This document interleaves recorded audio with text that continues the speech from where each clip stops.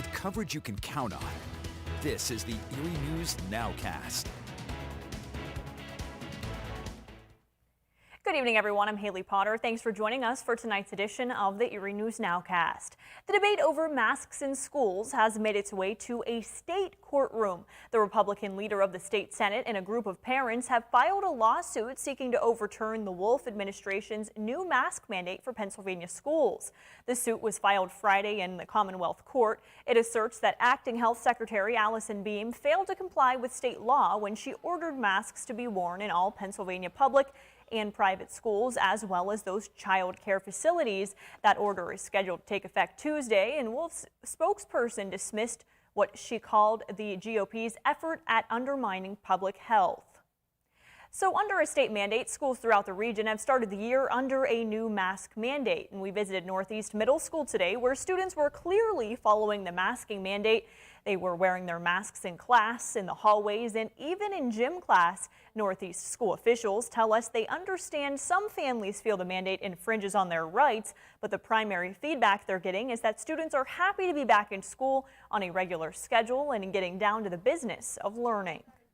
When you have that trust, the kids come to school, they do as they're told to do, and in this particular case, the masks are not an issue. Our students are coming every day. We don't have compliance issues with the mask, and when the teachers, again, are in front of our students, with the schedules that we have that are really good for middle school students, great things happen. Teaching and learning takes place, and at the end of the day, school is a place of learning.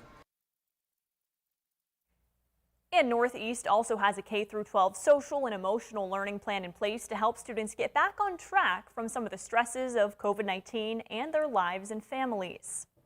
Research has started into a new type of COVID-19 vaccine that doesn't require a needle to deliver its benefits. The vaccine would be delivered with a nasal spray, just one squirt, and the recipient would be protected along with the delivery method. The vaccine also differs from the current vaccines available because it uses a live virus or vector to create immunity. It's a method commonly used in canine vaccines. Researchers hope the nasal vaccine will help protect the nasal passages and upper respiratory system, the areas of the body where COVID-19 usually attacks. New today, if you're a Penelec customer, you'll need to reset your password the next time you log into your online account. That's because hackers tried to steal data from the First Energy, and the company is updating its security measures in response. First Energy says the hack was largely unsuccessful, but it's still updating its security protocols to be on the safe side. This comes after several major hacks this year, including the Colonial Pipeline, JBS Meats, and T-Mobile, all of which lost data to hackers. Cybersecurity experts at Mercyhurst University say this is rapidly becoming common, and they say you can keep yourself safer by limiting the information you give sites and by using two-factor authentication, but they say companies are responsible for keeping your information safe. It's their job to protect your information, and we should be demanding more security response from them, more security plans from them, because we've been seeing these breaches happening more and more.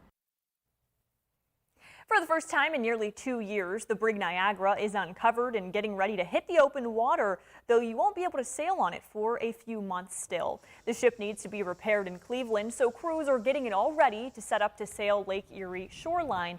Already they've removed its canvas cover, but they still need to take off dozens of wooden rafters that supported the trap. The ship hasn't sailed since the 2019 season, but once it's repaired, it'll be open for tours this winter, and you'll be able to hit the water on it next summer. Members of the flagship Niagara League say it is a relief to know the ship's 2 years in dock are nearing an end. Just having the cover off, just having the deck open again, you know, for me, it's joy. It really is. That's the strongest emotion that I have, because we exist to serve our community. And with Niagara Undercover, we weren't able to do that.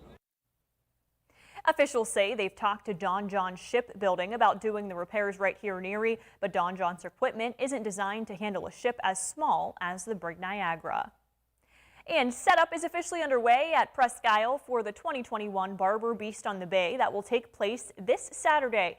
This is their 8th year for the run at the beach, and all to benefit the Barber National Institute. This footage that you're seeing on your screen right now shows some groundwork being done at Barracks Beach, digging a hole for a water pit as part of one of the many obstacles in the obstacle course. The 10-mile course begins at Beach 10 and ends at Waldameer and is full of sand, trails, and water with 30 natural and man-made obstacles like the ones they're building that you can see that they were making today.